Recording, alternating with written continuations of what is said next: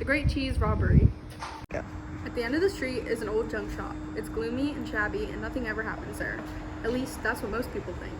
Among the odds and ends and things of no use, a dusty ship and a bottle sits gathering cobwebs on a shelf. But when the world isn't watching, a tiny pirate crew comes out to explore.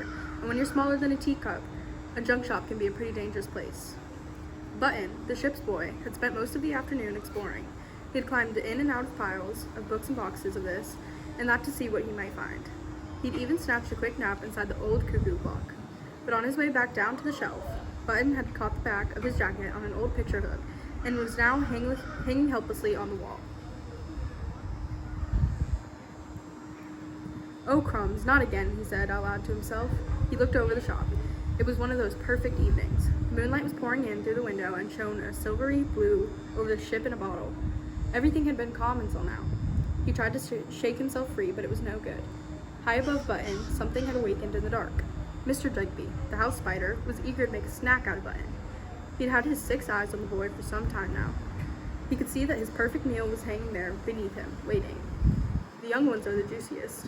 Mr. Jugby cackled in delight. Button heard a scritching sound above, and he looked up in alarm.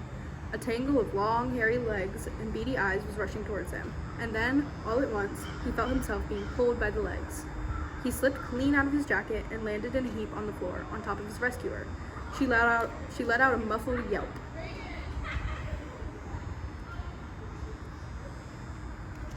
It was his best friend, Lily, the youngest of the pirate crew. She jumped to her feet, waving a long, darning needle in Mr. Jugby's direction. The spider scuttled grumpily back into the darkness above the shelf. "Thanks," said Button, as he straightened himself out. "That was close." He looked up to see his coat was still hanging on the hook. "You're not supposed to go wandering off on your own," Lily said. "It's dangerous." "I was looking for an adventure," Button replied. "You shouldn't wish too hard for an adventure," said Lily. "You just might get one." Much later, Button emerged from the ship, feeling calmer. He climbed out of the bottle's glass neck and dropped down onto the shelf. He took a good look around the shop. All that was quiet again. From his pocket, Button pulled out a pirate flag, which he unfolded and tied between a candlestick and a pin in the wall. "Captain's orders," Button explained to a nearby beetle. "It's my job to fly the skull and crossbones and keep this shelf polished and scrubbed as properly as the deck of the ship." Pepperjack, the leader of the mangy gang of mice, who lived behind the junk shop baseboard, was watching Button from a distance, his mouse ears pricked. He nodded to Blue Vinny and Fleabag, 2 of his gang, as they waited in the darkness. Their mean eyes shone back at him through the black. But Button couldn't see the mice. Instead, he took a seat on a small cotton reel and kicked off his buckled shoes. Jones, the ship's cat, was curled up nearby in a peaceful snooze. Lily was warming her hands at the smell of a lighted candle and quietly singing a sea shanty to herself. We can. But Button couldn't see the mice. Instead, he took a seat on a small cotton reel and kicked off his buckled shoes. Jones, the ship's cat, was curled up nearby in a peaceful snooze. Lily was warming her hands at the stub of a lighted candle and quietly singing a sea shanty to herself. The captain of the ship, Captain Crabsticks, was having a rest on an open page of his favorite book, Treasure Island. He was tired after a day on the hallway shelf reading Domestic Pest Control and the Pocket Encyclopedia of Trees, which wasn't pocket-sized at all, especially not when you're 2 inches high. "Arr, there you are, me hearties," said old Uncle Noggin as he hobbled along to join his shipmates. He took a sip from a steaming bottle of hot chocolate and pulled his blanket over his knees. He was sitting on his favorite seat, a dish sponge. "Are you ready for a good old pirate story?" "Of course we are," cheered Lily. She and Button loved Uncle Noggin's pirate tales, even though they weren't quite sure they were true. "Is it made up?" Button asked. He was still undecided about the story of the cockroach who ate Captain Crabstick's parrot, and the one about the pirate who sailed to the land of next door in a margarine tub. It was always hard to tell. "Never you mind, young Button," muttered old Uncle Noggin. "Tonight I'm telling you the story of Blackbeard's ghost and how he went searching for his missing head and found it bobbing around in the water like an empty barrel glowing in the dark." All eyes and ears were fixed on Uncle Noggin. The crew were so taken with the terrifying story of Blackbeard and his ghost, they weren't aware of a very real terror that lurked nearby. They didn't hear sharp claws scratching their way up to the shelf or the whoosh of tails whipping through the air. They didn't see the sharp teeth and long twitching snouts that cast spiky shadows across the candlelit walls, and that was exactly what the baseboard mice wanted. The baseboard mice. Button had once said to Lily that he didn't think the baseboard mice could talk. Perhaps they always know what the others are thinking, he'd suggested. Luckily, he never got close enough to find out if he was right. Now the mice sat silently in the darkest corner of the shelf and waited as Uncle Noggin's tale came to an end.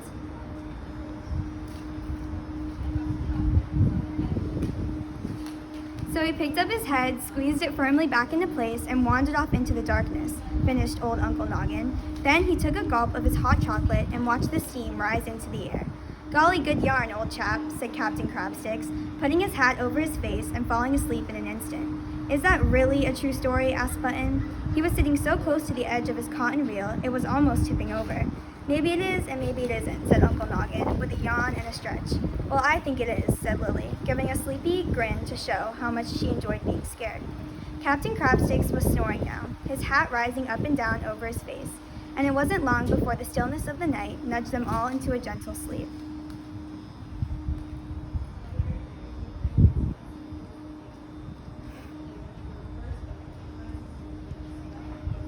Dr. Dregby, the spider, dangled by a thread above the snoozing pirates. He dropped slightly lower to get a clearer view and watched as the pointed shadows of the skirting board mice came closer. Blue Vinny's long-fingered paws were carrying a bag made from a piece of old sackcloth. The mice swept down on Jones, the ship cat's, and bundled him up tight in the sackcloth bag. Then off they went, across the old books, down the side of the long case clock, and through the hole in the baseboard into their den.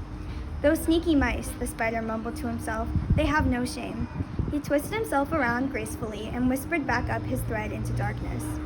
It was some time before the Button woke up. The candlelight was fading, but he could see that where Jones had been sleeping peacefully, there was now an empty space. Nothing unusual in that, Button thought to himself. Jones was a cat, after all. He wandered far and often, but as Button's eyes cleared off to sleep, he suddenly noticed that in Jones' place lay a large blank envelope, waiting to be opened. Button called out for the others, then he picked up the envelope and peeled open the flap. Inside was a scratchy, scribbled drawing. "What is it, Button?" said Lily, as the pirates gathered around. "Cheese," said Button, "and I don't like it." "Nonsense," muttered the captain. "Of course you do. All pirates love cheese." "No, I mean, I don't like this cheese," said Button. "It's a ransom note," said Lily. "Exactly," announced Button. "A demand for cheese in return for our poor helpless ship's cat." "Oh, I see," said the captain, his mind catching up slowly as they all stared in horror at the empty space where Jones had fallen asleep.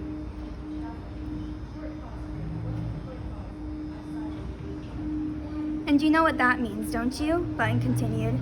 "If we want cheese, we have to go to the freezing cold place where it's always winter, the place they call fridge." "But that's even further than the food cupboard," said Lily. "The journey is terribly dangerous, and even if we get there, we'll never survive the frozen land of fridge. Let alone bring back a massive hunk of cheese. We've no chance." "But we have no choice," insisted Button, staring at her through the faded candlelight. "We have to get Jones back before they decide to eat him instead." "Well, you did say you were looking for an adventure," Lily said, and she smiled, a mischievous pirate smile. "This is a job for heroes, a job for the pocket pirates." Off the shelf. There was a shout and a clatter and terrible fuss below deck. Button's cry echoed around the glass bottle. Lily headed into the ship to investigate. A pair of skinny pirate legs were sticking out the old sea chest. "Get me out!" cried Button. "What are you doing?" asked Lily, dragging him by his ankles. "Looking for this," he said, and showed her the rolled-up paper he had found, and was hugging tightly. What is it?" Lily asked. "Take a look," said Button excitedly. "It's the old map of the shop that Uncle Noggin found in a cupboard." The young pirates decided it would be easier to read if they flattened it out, so they headed to the neck of the bottle. But flattening it was harder than they thought. The map kept springing back together, and Button eventually disappeared inside it. It took Lily and Uncle Noggin to rescue him that time. Captain Crabsticks appeared. He was pushing an old box filled with thumbtacks along the shelf. "Crabsticks to the rescue," he said. "These should hold this pesky thing in place." Corner by corner, they held the map flat and pinned it in place.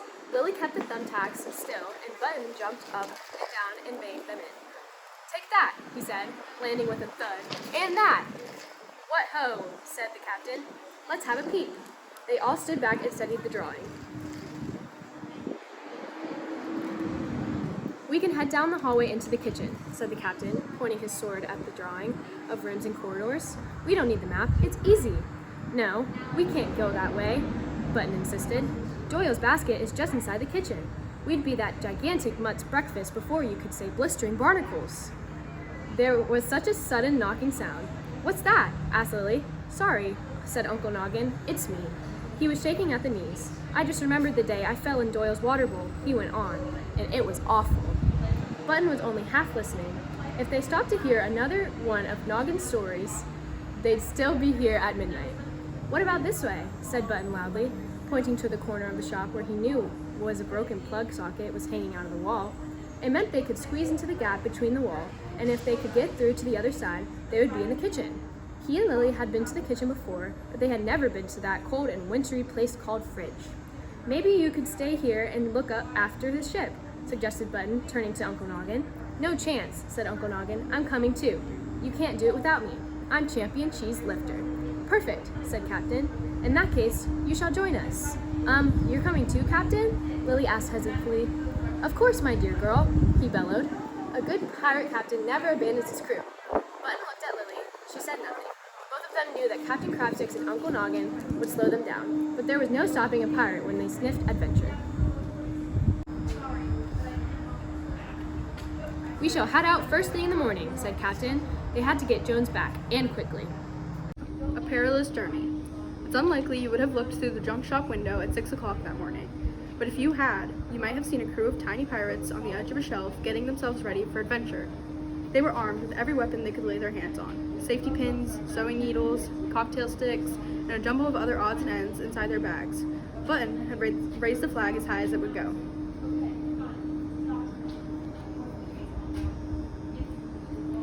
"No one messes with this scurvy crew," he cried. "We may be tiny, but we're still fearsome. Pocket pirates to the rescue." In the corner of the shelf lay a tiny musical box with a wind-up handle. A long length of cotton was wound around the musical barrel so that when the handle turned and the music played, the cotton lowered to the ground. The pirates called it the elevator. They took it in turns, Captain first, of course, then Uncle Noggin, then Lily. And when the others were at the bottom, Button took one last look along the shelf, wound the handle once more, and held tightly onto the end of the thread. He listened to the music play as he was lowered down to the next level. From here, it was a climb. Books were stacked in wonky piles like giant uneven steps, and though it was dusty and they had to help Uncle Noggin over all the thick encyclopedias and heavy car manuals, they soon reached the crockery box. They tried to be quiet, but the plates clattered noisily. "Shh," whispered Button. "You'll wake Doyle."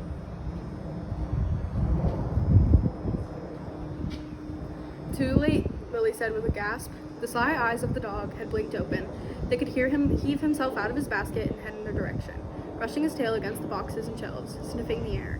"Crew, hold still," the captain ordered. "That thing will have us for breakfast." Doyle was moving closer. "At least it means the mice will stay out of the way," said Lily. "True," said Button, "but I don't like your chances against those teeth."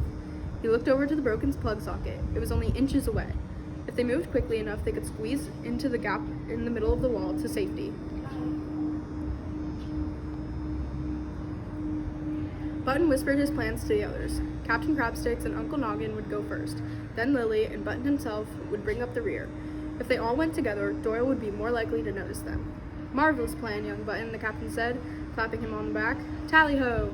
And off he went with Noggin in tow, the old pirate waddling as fast as his little legs would take him. But even with Captain Crabstick's help, Uncle Noggin was still painfully slow.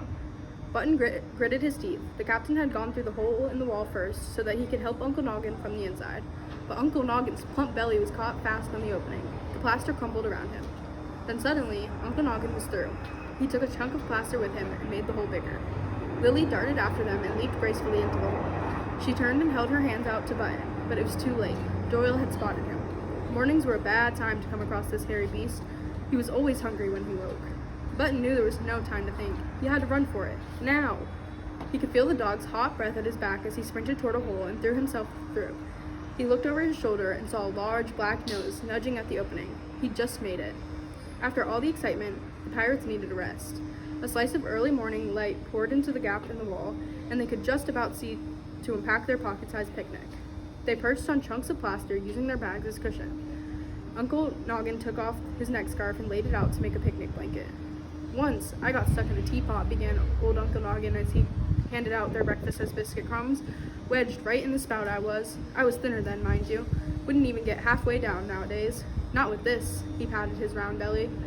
"How did you get stuck in the first place?" said Button, who had found a comfortable spot, ready for a story as he ate his breakfast. "Well, it started like this," said Uncle Noggin. I was out one night, heading toward a quarter of a sandwich I'd spotted through the spyglass earlier in the day. I couldn't quite see from the ship, but I was fairly sure there was a piece of chicken in there. Maybe even a dollop of mayonnaise if I was lucky. Anyways, off I went into the night, when suddenly, a scratching noise came from the darkness. It grew louder and louder. It sounded like legs marching toward them. Not just one pair of legs, lots and lots of legs. More legs than you can even imagine. "What's that?" cried Lily and Button at the same time. Their hearts were beating fast and their eyes were open wide. "Oh no," groaned Uncle Noggin, "not again." "Woodlice," Captain Crabsticks roared. "Abandon breakfast." But before anyone could move, the woodlice were upon them, scrabbling and fiddling and scratching. Around their feet, up onto their knees, snatching the biscuit crumbs. Hundreds of them, thousands of little feelers, tickled the pirate's arms and legs. Lily gave a muffled yell. "Jar off my breakfast!" "Run for it!" shouted Uncle Noggin, and they all headed into the darkness.